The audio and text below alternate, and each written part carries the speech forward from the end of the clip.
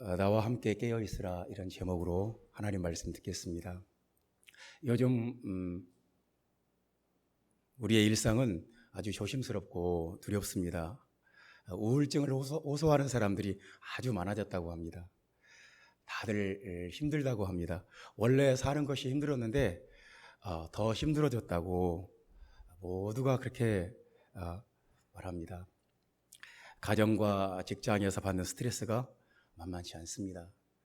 참 아이러니하게도 세상은 엄청나게 많이 편리해진 것 같고 세상은 엄청나게 더 많이 좋아진 것 같은데 막상 우리가 살아가는 하루하루는 우리 일상은 전쟁이고 그리고 우리 하루하루가 지옥 같다는 말을 쉽게 합니다. 아마 여러분들 중에 힘들다라고 하지 않는 분이 한 사람도 없을 거예요. 전부 다 힘들다. 하루하루가 무엇 때문인지는 몰라도 이와 같은 힘들다. 전부 다 힘들어요. 나이가 많으신 분들도 무엇이 힘들까 싶어도 힘들고 나이가 어린 애들도 쟤네들이 뭐가 힘들까 싶어도 또 힘들어요. 참 어린 아이들도 뭔가 힘든 부분이 있다니까요. 여자들도 힘들고 남자는 남자대로 힘들어요. 일을 하는 사람은 일을 하니까 힘들고 일이 없는 사람 일이 없어서 또 힘들어요. 어쨌거나 세상은 우리가 다 예측할 수 없고 우리가 다 알 수가 없는 곳이에요. 그러니까 세상은 길을 걷다가 갑자기 번개에 맞는 것처럼 전혀 우리가 생각지도 못했던 어떤 문제가 터지고 어떤 충격이 오고 어떤 상처를 받고 어떤 위기 상황에 자기도 모르는 사이에 갑자기 어떤 문제와 위기 상황에 갑자기 들어가게 돼요. 참 그럴 때 우리는 아주 당황하고 어찌할 바를 모르게 됩니다. 그렇지 않겠습니까? 내가 지금 우리가 살아가는 하루의 일상에 대해서 내일 일을 몰라요. 예측할 수가 없어요. 무슨 일이 터질지, 어떤 일을 만날지, 어떤 일을 당할지 우리가 알 수가 없어요. 참 그래서 세상은 참 위험한 곳이구나. 세상은 참 힘든 곳이구나. 세상을 산다는 것은 참 무서운 곳이구나.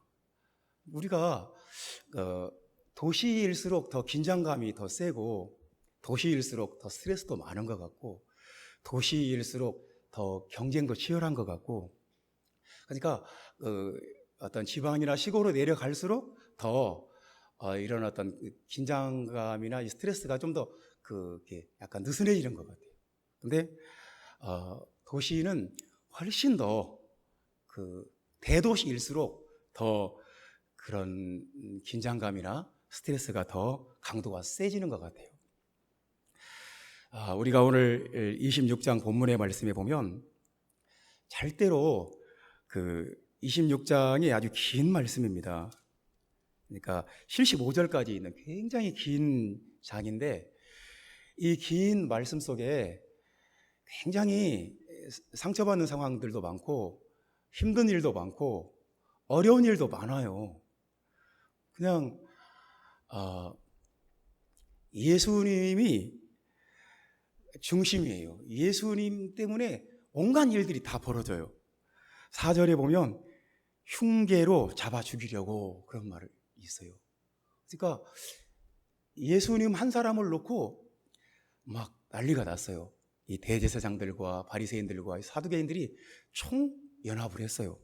그래서 흉계로 잡아 죽이려고. 그러니까 예수님이 전혀 하지도 않은 일을 거짓 증인들을 막 던지고 세워가지고 예수님이 이런 말을 했다고 해라. 그래서 이단으로 몰아서 죽이자. 그러니까 그런 생각을 해봅시다. 나도 모르는 사이에 내 뒤에서 누군가가 나에 대해서 험담했다는 것만으로도 되게 기분이 나쁘고 상처가 되는데 나를 죽이려는 어떤 음모를 세우고 있다. 그것도 흉계로. 그럼 얼마나 이게 소름 끼치고 이게 정말 무서운 일이겠습니까? 그런 상황이었던 거예요. 그리고 또 3년 동안 예수님과 동거동락했던 예수님의 제자 하나가 예수님을 배반했어요. 그래서 16절에 보면 넘겨줄 기회를 찾더라 그럽니다. 예수님을 넘겨줄 기회를 찾더라. 그러니까 예수님을 배반했다는 거예요. 그러니까 내가 사람이 이런 것이 힘들지 않습니까? 그냥 내가 알고 지냈던 사람, 같이 음식을 먹고 같이 대화를 나누고 같이 교제했던 사람이 어느 날 나를 배반해 버린 거예요. 나의 적이 되어가지고 나를 죽이는데 이제 한 몫을 하는 거예요. 어떤 역할을 하는 거예요. 그러면 그때 우리가 그 상황에 내가 있다고 생각합시다. 예수님이 아니라 내가 그 상황에 있었다고 합시다. 그 충격과 그 상심과 그 쓰라린 배신감이 얼마나 컸겠습니까? 그런 상황이었던 거예요. 근데 26장 전체에서 계속해서 이런 상황들이 반복되고 있는 거예요. 47절에 보면 이제는 칼과 몽치라는 말이 나옵니다. 아주 사람을 죽이는 강력한 살상 무기가 등장해요. 이런 것들이 왜 나오냐? 예수를 잡으려고, 예수를 체포하려고, 예수님을 잡으려고. 그러니까 어떤 물리적인 강압적인 힘이 동원이 된 거예요. 그 상황에 내가 그 상황에 있었다고 생각합시다. 그러면은 얼마나 이게 두렵고 끔찍한 일이겠습니까? 또 67절의 말씀에 보면 예수의 얼굴에 침 뱉었다고 했습니다. 예수님의 얼굴을 주먹으로 치고 어떤 사람은 그 얼굴을 손바닥으로 때렸어요. 그러니까 정말 말로 당하는 상처도 말할 수 없이 모욕적이고 큰데 이제 사람의 얼굴을 침을 뱉고 주먹으로 치고 손바닥으로 때렸어요. 그러니까 그 세상이 얼마나 악한 곳이에요. 이 세상이 얼마나 예수님한테도 그렇게 했다니까요. 그러니까 이 세상은 본질적으로 악한 곳이에요. 이 제자들도 그 악의 세력이 얼마나 강하고 득달같이 역사하는지 56절에 보면 다 예수를 버리고 도망갔어요. 예수님의 제자들이 3년 동안 예수님과 동고동락했는데 다 예수를 버리고 도망했어요. 그리고 제자 중에 한 명은 예수님을 3번이나 부인하고 마지막 3번째에는 그냥 부인한 것이 아니라 저주하며 맹세하면서 예수님을 부인했어요. 그러니까 세상에서는 이런 일들이 벌어진다는 거예요. 예수님한테도 그랬어요. 예수님한테도. 만왕의 왕이신 하나님이 육체를 입고 오신 분한테도 세상은 그렇게 가혹하고 그렇게 악한 곳이었어요. 이 세상에, 그러니까 우리가 세상에 살면서 힘들다, 어렵다, 아프다, 고통스럽다, 이것은 예수님하고 비교할 수가 없어요. 예수님이 당한 것은 우리가 아무리 세상에서 어려운 일을 많이 겪고 우리가 고통스러운 일을 많이 당한다 하더라도 예수님하고는 비교할 수가 없어요. 이 세상은 힘든 곳이에요. 악한 곳이고 이 세상의 배후에 악한 마귀가, 그러니까 이 마귀는 절대로 표면에 등장하지 않아요. 마귀가 어떤 무대 위에 등장하지 않아요. 마귀는 사람 속으로 싹 숨어가지고 사람 속에서 사람을 통해서 역사해요. 그러니까 마귀가 사람이라는 도구가 없으면, 어떤 사람이라는 어떤 이 영적인 존재가 없으면 별로 할 일이 없을 것 같아요. 근데 꼭 마귀가 사람 속에 들어가가지고 사람을 통해서 시험하고 음모를 꾸미고 흉계를 꾸미고 배반하게 만들고 이 모든 일들을 아주 어리석은 자가 되게 하고 이런 것들을 전부 이 세상에서 우리의 삶이 팍팍하고 힘들다 그러면 우리가 세상에 살면서 대부분의 상처와 문제나 위기가 사람을 통해서 오는 것이지 않습니까? 그냥 보면 뉴스를 들으면 막 끔찍하지 않습니까? 가정에서 어린아이가 9살 된 어린아이가 여행용 캐리어에 갇혀서 죽고 그 부모들 밑에서 그러는 거 아니에요. 그리고 또 어떤 애는 집에서 부모가 막 달궈진 후라이팬에다가 막 손바닥을 뒤지고 참 어떻게 이렇게 인면수심의 사건들이 계속해서 발생하는지 정말 끔찍하고 두렵지 않을 수가 없어요. 이 모든 것, 왜 인간이, 만물의 영장인 인간이 이렇게 짐승만도 못한 존재가 되어버렸을까? 이 마귀가 계속해서 간교하게 사람을 통해서 세상 가운데서 역사하고 고통을 주고 그래요. 그래서 오늘 본문의 말씀이 우리에게 주는 말씀은 세상은 예수님한테도 그렇게 가혹했고 세상은 예수님한테도 그렇게 힘든 곳이었다. 그래서 이 세상에서 어떤 피난처가 오늘 본문에는 세 군데가 있어요. 그 쉘터, 그 대피할 곳, 은신처. 그러니까 우리가 몰라서 그렇지 전쟁에 대비해서 이 서대문구 안에도 대피소가 다 있어요. 그 대피소. 핵전쟁이 났을 때, 전쟁이 났을 때 우리가 피할 수 있는 이 대피소가 전부 다 있어요. 근데 오늘 본문은 우리에게 그 대피소를 말씀하시는 거예요. 이 세상은 어차피 굉장히 주님이 오셔서 마지막 날에 이 악의 세력을 싹 심판할 때까지 세상은 어차피 고통스러운 곳이에요. 두려운 곳이고 힘든 곳이에요. 근데 이 세상에서 주님이 우리가 피할 수 있는 은신처, 우리의 대피할 수 있는 장소를 세 군데에 주셨어요. 그 주님이 마지막 때 고통하는 시기가 올 것이라고 말씀했습니다. 이 마지막 때 고통의 시기에 우리에게 가장 절실한 것이 이 쉘터, 이 대피소, 우리의 어떤 영적인 피난처가 아니겠습니까? 그래서 첫 번째 피난처는 6절 말씀 우리 다 같이 읽어보겠습니다. 6절 말씀 다 같이 읽어봅시다. 예수께서 베다니 나병 환자 시몬의 집에 계실 때에 7절까지 읽어보겠습니다. 한 여자가 매우 귀한 향유 한 옥합을 가지고 나와서 식사하시는 예수의 머리에 부으니, 이 베다니는 예루살렘 동쪽에 있고 그리고 감람산 동편 기슭에 있는 조그마한 마을입니다. 주님이 그 나사로와 마르다와 마리아가 있는 그 마을에 자주 가셨던 것 같아요.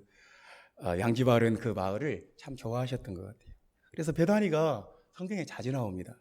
근데 이 베다니에서 놀라운 사건이 벌어지는데 한 여자가 매우 귀한 향유를 가지고 와서 예수님의 머리에 부었어요.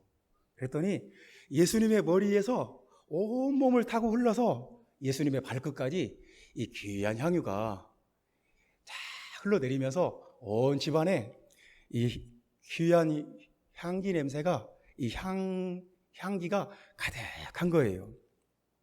근데 성경은 이 사건을 그냥 어떤 해프닝이나 어떤 그냥 이벤트로 보질 않아요.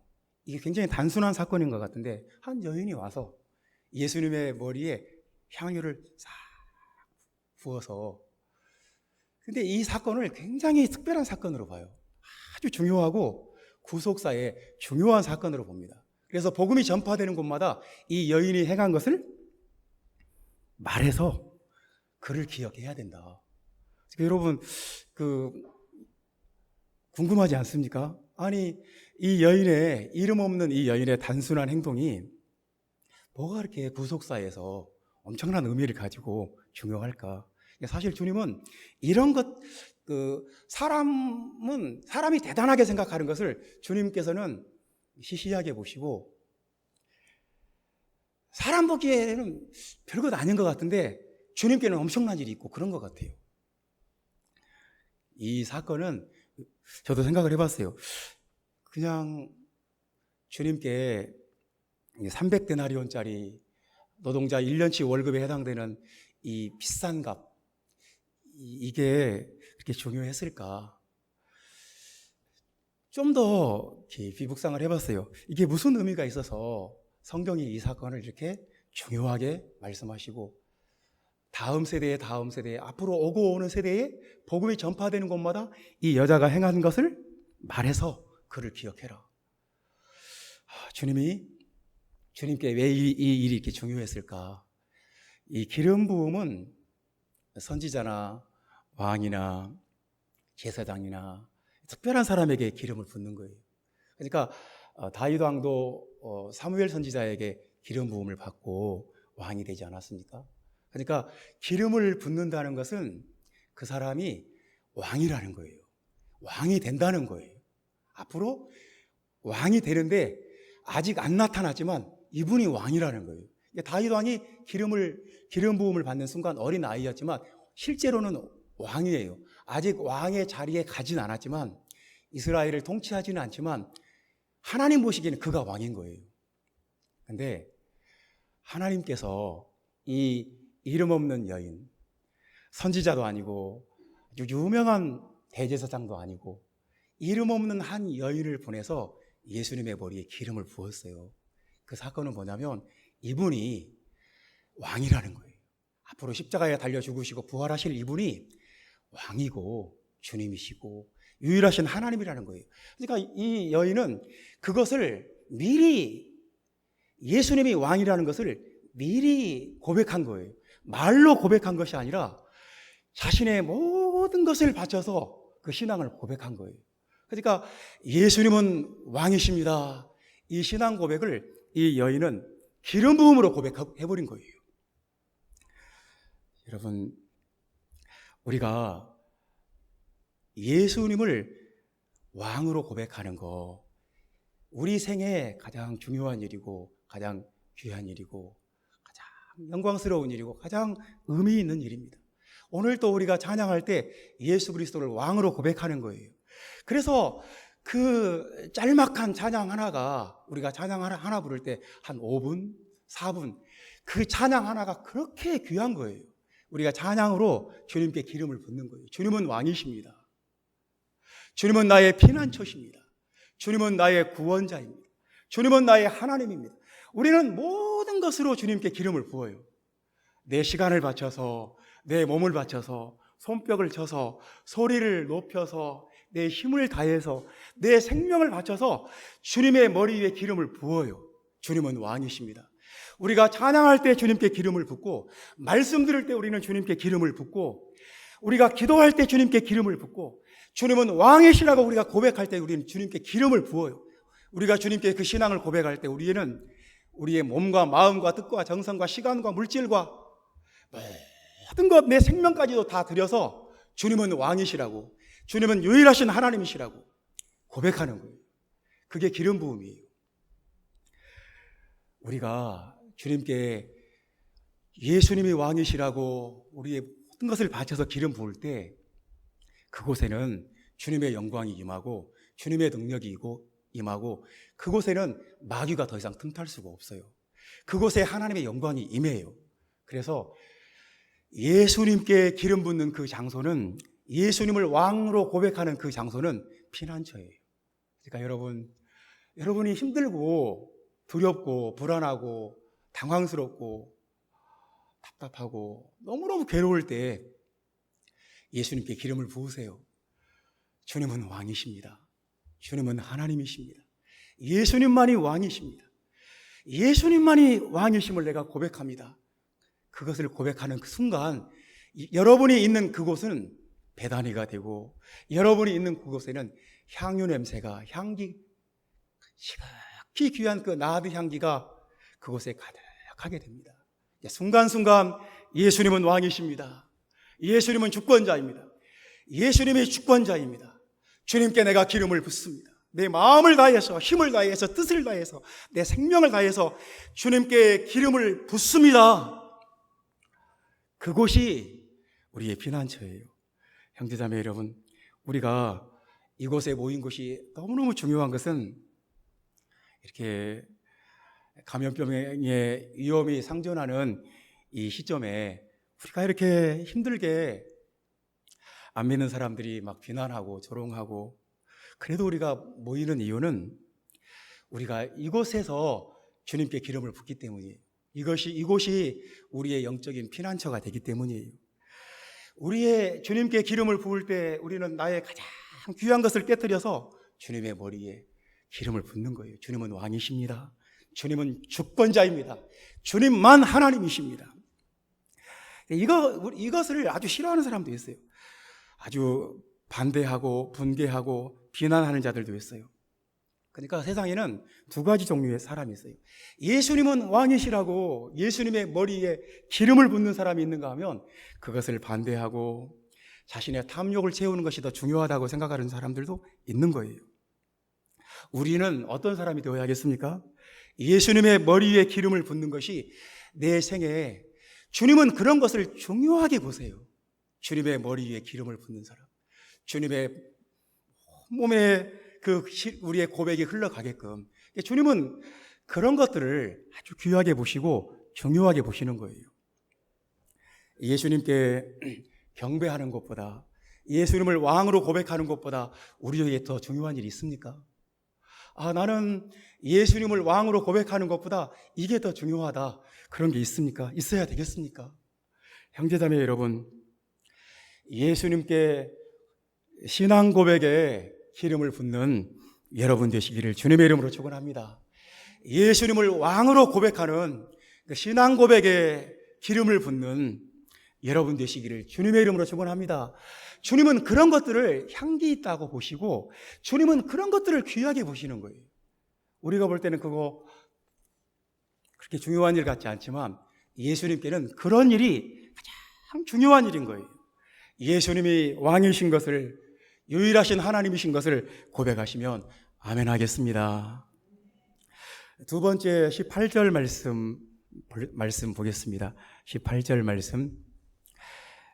이르시되 성한 아무에게 가서 이르되 선생님 말씀이 내 때가 가까이 왔으니 내 제자들과 함께 유월절을 내 집에서 지키겠다 하라 하시니, 예루살렘 성 안에 이름도 없는 아무개의 집이 또 예수님과 함께하는, 예수님과 함께 깨어있는 영적인 피난처가 되었습니다.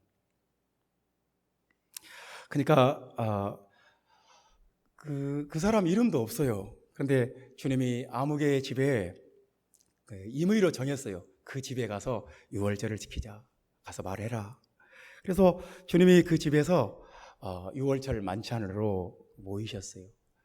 우리가 그 유월절 만찬 그러면 그냥 모여서 좀 걸게 차려서 거나하게 식사를 했나 보다. 근데 그 정도 유월절 디너가 그런 개념이 아니에요. 훨씬 더, 그러니까 유월절 만찬은 일종의 예배고 일종의 축제고 일종의 잔치예요. 이 모든 세 가지 성격이 다 있어요. 그러니까 유월절 만찬은 그 집의 가장이 예수님의 제자들과 함께 있으면 예수님이 이제 인도를 하시는 거예요. 맨 처음에 7가지 순서가 있어요. 결례와 기도로 시작해요. 결례는 뭐냐면 하나님 앞에 우리가 유월절 만찬을 먹기 전에 자기 몸을 깨끗이 씻어요. 손도 씻고 발도 씻고 얼굴도 씻고 하나님 앞에 먼저 씻어요. 자기 몸에 물을 끼얹어서 자기 몸을 씻을 때 촉감으로 느껴요. 오늘은 유월절이니까 하나님 앞에 우리가 감사기도 드리고 하나님께 영광 돌려야 되니까 씻는구나. 자신의 온몸에 이 촉각으로 오늘은 유월절이구나, 그걸 느껴요. 오늘은 유월절이고 그것을 기념하는 날이고 그것을 기념해서 축제하고 잔치하고 예배하는 날이구나, 그것을 느끼는 거예요. 그리고 그 과거에 이스라엘을 구원하신 하나님, 현재 함께 하신 하나님, 앞으로도 우리와 함께 하시고 우리를 구원하신 하나님께 기도를 드려요. 두 번째 순서는 유월절 날 이스라엘 백성들이 애굽 땅에서 먹었던 채소와 쓴나물을 먹어요. 아주 쓴 나물을 먹어요. 그 유월절을 이제 미각으로 체험을 하는 거예요. 오늘 6월절이구나. 그래서 이 음식을 먹는구나. 왜 이렇게 쓰디쓰고 맛없는 나무를 우리가 계속 먹을까? 그 애굽의 고난에서, 애굽의 그 억압에서 우리를 구원하신 하나님의 은혜를 기억하라는 뜻이구나. 그러면서 쓴 나무를 먹어요. 그 쓴 나무를 먹으면서 하나님께 시편으로 찬양을 드려요. 시편으로 찬양을 드립니다. 그러니까 벌써 씻고 미각으로 느끼고 다른 사람의 찬양 소리를 또 귀로 듣고 또 청각이 동원이 돼요. 그리고 이제 세 번째 순서는 그 집의 가장이 출애굽의 그 영적 의미를 설명을 해요.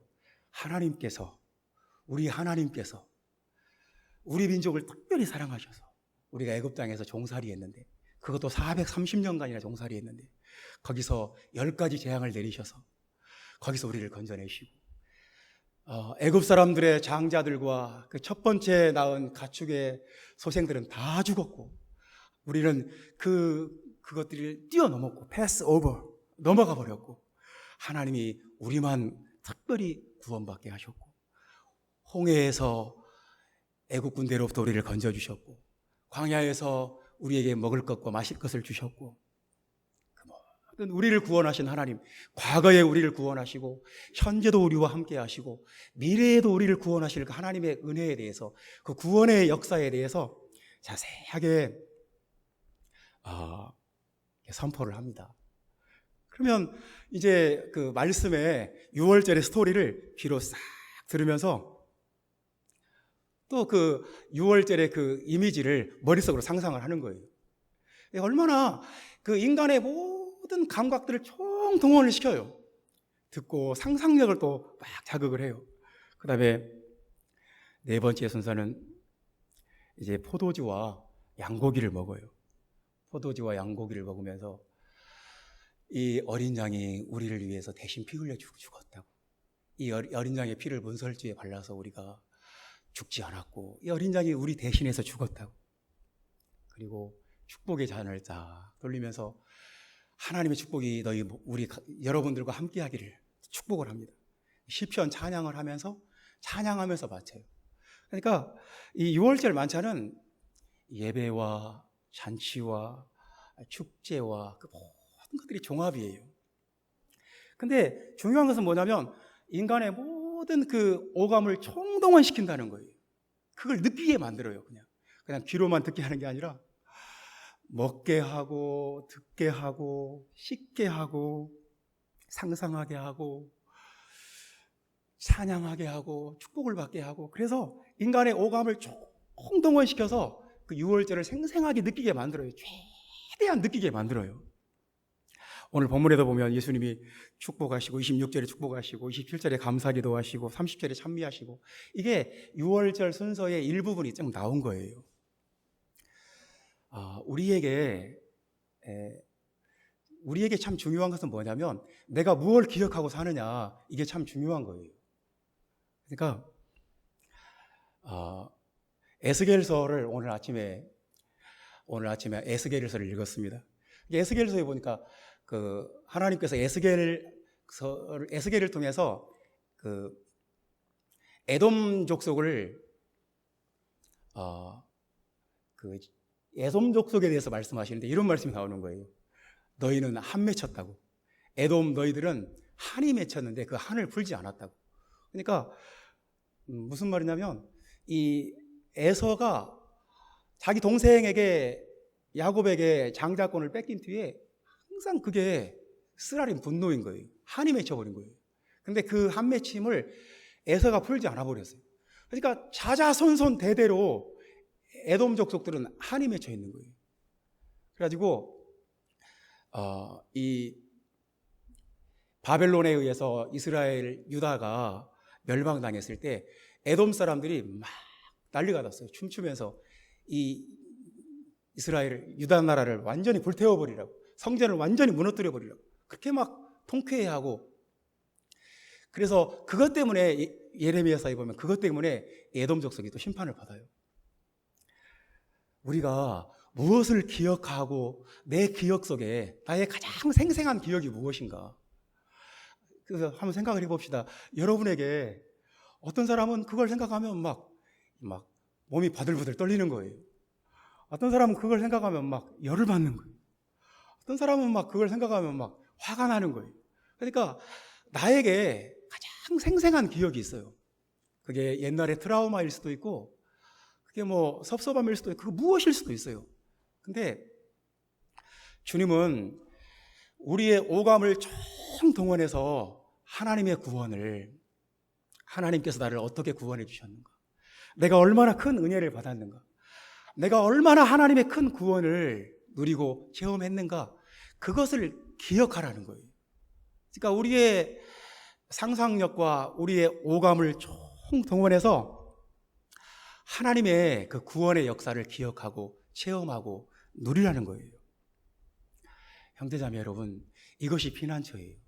그러니까 우리는 에서처럼 그냥 그 과거에 한 맺힌 것 끝까지 놓지 않고, 과거에 억울한 거, 과거에 내가 분통 터진 거 계속 붙잡고 거기서 내가 평생 막 시달리면서 화병에 사로잡힐 수도 있어요. 근데 우리는 그것보다 더 생생한 기억이 있어요. 주님이 나를 구원하셨고, 복음을 깨닫게 하시고, 물과 성령으로 거듭나게 하시고, 그리고 지금도 나와 함께 하시고, 앞으로도 나와 함께 하시고, 이 예수를 깊이 생각해야 돼요.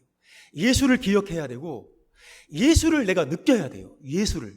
지금 내가 무엇을 느끼고 있는가, 이건 굉장히 중요한 거예요. 나의 가장 생생한 기억, 내가 오감으로 느끼고 있는 것이 뭔가. 이 사람은 놀랍게도 몇십 년이 지난 기억도 그 기억을 딱 소환하는 순간 얼굴이 빨개지는 사람이 있어요.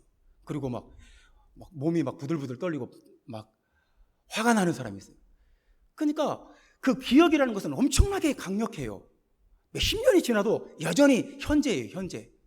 근데 주님은 그것은 십자가 위에 내려놓고 주님의 구원을 기억하라는 거예요. 주님의 구원.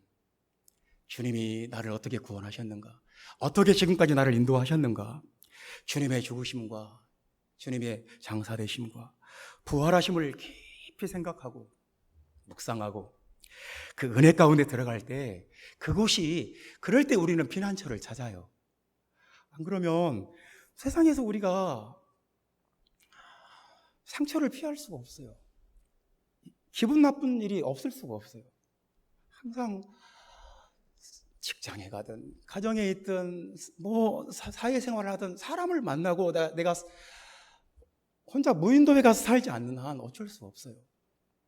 그래서 내가 무엇을 느끼고 지금 나의 가장 생생한 기억, 내 감정에 영향을 미치고 내 기억에 영향을 미치는 가장 생생한 것이 무엇인가, 그것이 예수님의 복음, 예수님의 구원, 예수님의 능력을, 구원의 그 은혜를, 이 시간 나와 함께하고 나를 구원하시는 그 주님의 은혜가 나에게 생생해야 돼요. 내 오감으로 그걸 느껴야 돼요. 그렇게 되시기를 주 예수의 이름으로 축원합니다. 세 번째 말씀입니다. 우리의 영적인 피난처, 이 악하고 이 가혹하고 이 고통스러운 세상에서 우리가 피할 수 있는 세 번째 피난처가 있습니다. 36절 말씀 다 같이 읽겠습니다. 이에 예수께서 제자들과 함께 겟세마네라 하는 곳에 이르러 제자들에게 이르시되 내가 저기 가서 기도할 동안에 너희는 여기 앉아 있으라 하시고, 주님이 여기 앉아 있으라 하셨지만 앉아서 벌뚱벌뚱 앉아 있으라 그 말이 아니고 기도하라는 말이죠. 38절에는 여기 머물러 나와 함께 깨어 있으라 이렇게 말씀하시고, 41절에는 시험에 들지 않게 깨어 기도하라 이렇게 말씀하지 않습니까? 그래서 주님의 겟세마네 동산으로 데려가신 주님의 의도는 깨어서 기도하라는 거예요. 깨어서 기도해라. 겟세마네 동산은 기도의 동산으로 유명한 곳입니다. 겟세마네라는 말은 올리브 기름을 짜는 틀, 그런 뜻입니다. 그러니까 그곳에 아주 유명한 올리브 기름을 짜는 그 오일 프레스가 있었던 것 같아요. 오일 프레스, 기름을 쫙 둘러서 그 기름을 짜는 틀. 그러니까 겟세마네는 기도하는 곳이에요. 기도를 가장 우리에게 잘 설명해 주는 말이 겟세마네예요. 기도는 뭐라고 할까요? 우리의 본성을 거스르는 일이에요. 그러니까 나는 기도하는 것이 내 본성과 일치한다, 그런 사람 한 사람도 없어요. 자기 기도하는 것을 육체는 싫어해요. 기도하는 것을 세상은 싫어하고 기도하는 것을 어려워해요. 그래서 여러분들 1시간씩 기도하자 그러면 힘든 분들 많아요. 난 1시간씩 기도보다는 난 10분만 기도해도 기도할 말이 없다고, 그런 분들이 많아요. 근데 놀라운 것은 뭐냐면 이 기도에 대해서 이제 피터 와그너가 조사를 했어요. 어느 교단이 가장 기도를 많이 하는가 그랬더니 놀랍게도 오순절 교단이 가장 기도를 많이 한다는 거예요. 오순절 교단 목회자나 오순절 교단 성도들이 제일 기도를 많이 한다는 거예요. 놀랍게도 그게 하나님 앞에 헌신하고 헌금하는 그것과도 또 일치한대요. 가장 기도를 안 하는 게 종교개혁 순서예요. 카톨릭이 제일 기도를 안 해요. 제일 기도 생활 안 하고, 그 다음 장로교가 그 다음 조금 더 기도 많이 하고, 그 다음 또 감리교가 좀 더 기도 많이 하고, 이 종교개혁 순서대로 기도 시간도 늘어난다는 거예요. 좀 놀랍지 않습니까? 그러니까 기도한다는 것은 참 특별한 일이에요. 기도를 한다는 것은 내가 올리브 기름이 되는 거예요. 올리브, 그 주님이 만들어 놓은 어떤 틀 속에 내가 들어가면 주님의 성령이 나를 쫙 쥐어짜요.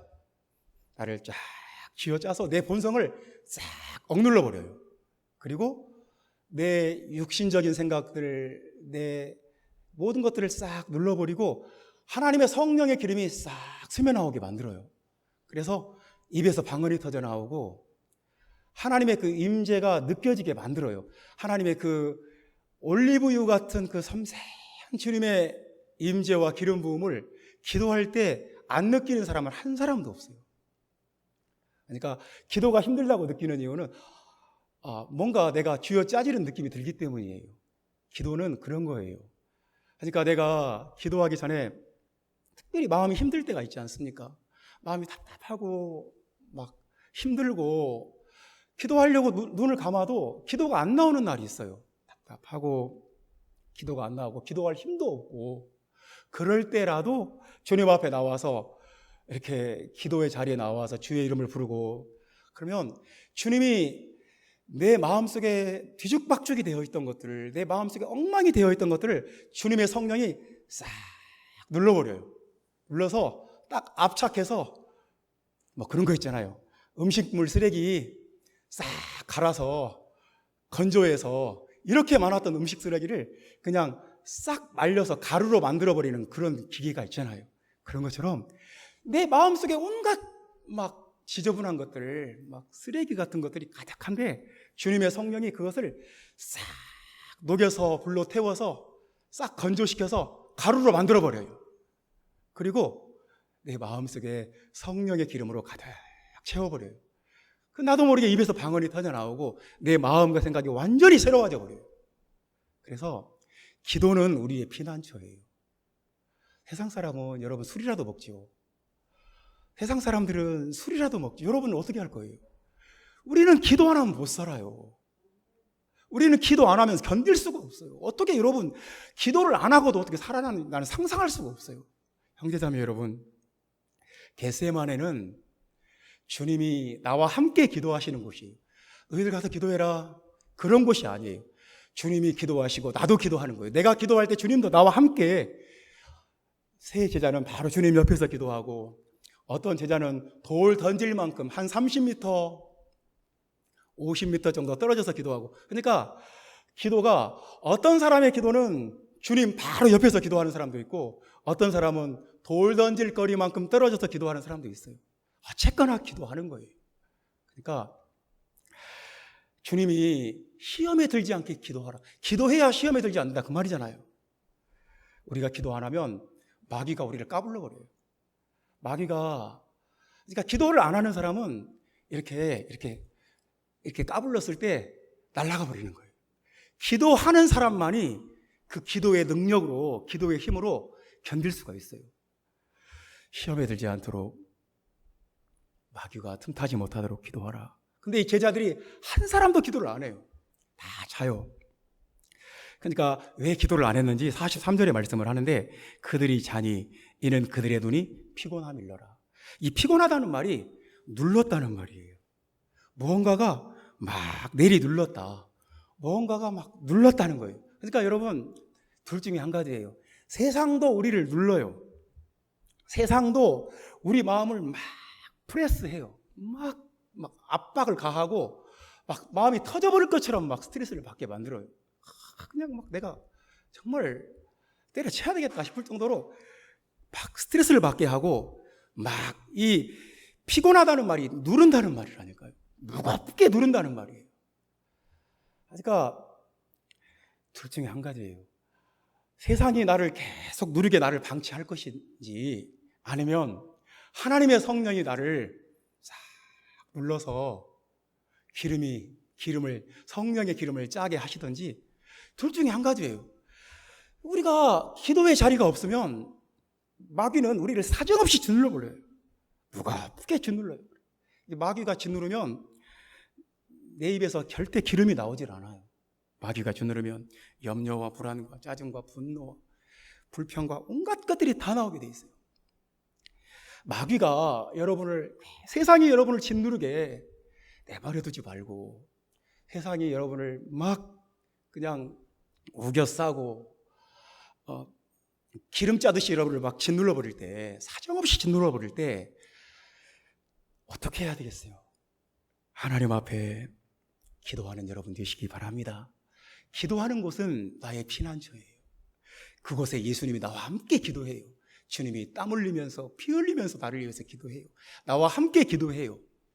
주님 바로 옆에서 기도하는 아름다운 교회 형제자매 여러분 되시기를 주님의 이름으로 축원합니다. 이 제자들이 기도에 실패해버리니까 모든 것이 그 다음부터는 다 실패하는 거예요. 51절 말씀 보면 어떤 제자 하나는 기도의 힘으로 해야 될 것을 인간의 힘으로 하려고 그래요. 칼을 쫙 빼들어요. 이게 되겠어요? 칼을 빼든다니까. 여러분, 우리의 능력은 내가 가진 칼이나 힘이나 내 칼이 아니에요. 우리의 능력은 기도의 능력이에요. 우리는 기도할 때 강해지고, 우리는 기도할 때 마귀가 물러가고, 우리가 기도하면 마귀가 우리를 무서워하지, 내가 칼을 빼든다고 마귀가 물러가는 게 아니에요. 형제자매 여러분, 기도보다 더 힘센 것은 없습니다. 우리가 가진 능력 중에, 우리가 가진 권능 중에 기도보다 더 센 것이 없어요. 그렇게 믿으시면 아멘 합시다. 다 도망하고, 그러니까 기도에 실패한 사람의 최후는 뭐냐면 26장 마지막 절에 보면 베드로가 이렇게 심히 통곡했다고 그랬어요.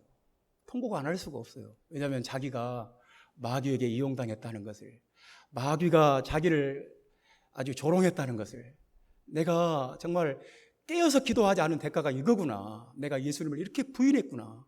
내가 이렇게 의리 없게 행동하고 이렇게 예수님 앞에 내가 못되게 행동했구나. 그러니까 통곡 안 할 수가 없어요. 그 영적 현실을 깨닫는 순간 통곡해요.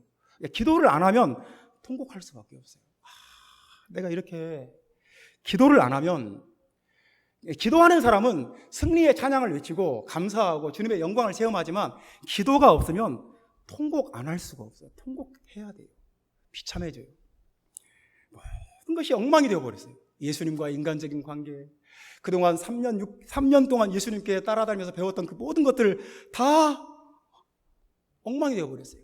신뢰가 다 깨져버리고, 그럴 때 사람은 통곡하지 않을 수가 없어요. 형제자매 여러분, 이 세상은 가혹한 곳이에요. 힘든 곳이에요. 이게 순진한 생각하면 안 돼요. 세상은 그 어느 곳도 상처가 없는 곳이 없고 괴롭지 않은 곳이 없어요. 상처의 밥과 상처의 국을 먹는 곳이 세상이에요. 왜냐하면 악한 마귀가 예수님도 그렇게 했어요. 예수님한테도 그렇게 가혹하게 했어요. 우리한테는 예수님한테 하는 것 10분의 1, 100분의 1도 안 되겠지만, 우리가 그것도 우리는 견디기 힘들어요. 이 세상에 예수님이 우리를 위해서 피난처 3개를 만들어 놓으셨어요. 마귀가 틈탈 수 없는 주님의 머리에 기름을 붓는 곳, 주님이 왕이시라고 선포하고 고백하는 그 기름을 붓는 그 장소가, 그 마음속이 피난처예요. 그리고 주님의 구원을, 그 엄청난 구원을 기억하고 기뻐하고 감사하는 그 마음속 피난처예요. 주님 앞에 기도하고 성령이 역사하고 성령의 기름 부음을 받고 방언을 말하고 성령의 그 기름 부음 속에 들어가는 기도하는 그 사람의 마음, 피난처예요. 여러분 마음속에 이 가혹한 세상에서, 이 험한 세상에서 이 피난처가 있기를 주님의 이름으로 축원합니다. 기도하겠습니다.